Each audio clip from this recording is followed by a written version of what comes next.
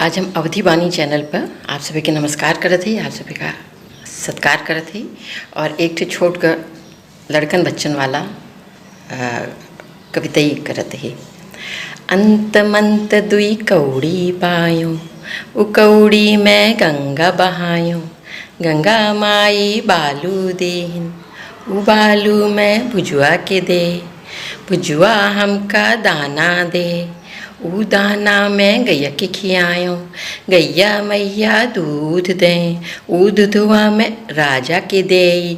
राजा हमका घोड़ा देहन, घोड़ा चढ़ के आइत है, घोड़ा चढ़ के जाइत है। बूढ़ी माई आपन लड़का संहारो, नई की भीत उठत बा, पुरन की भीत गिरत बा।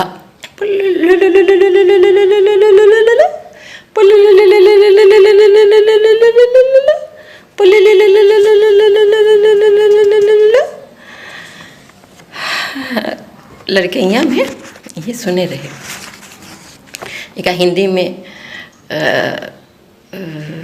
हिंदी में तो का का ऐसे एक छोटा सा हम जौन सुने रहे अपने लड़कैया के साथ। घुघुआ मामा उपजे धाना, इसी रास्ते आएंगे भैया जी के मामा, छिदाए देंगे नक दोनों काना।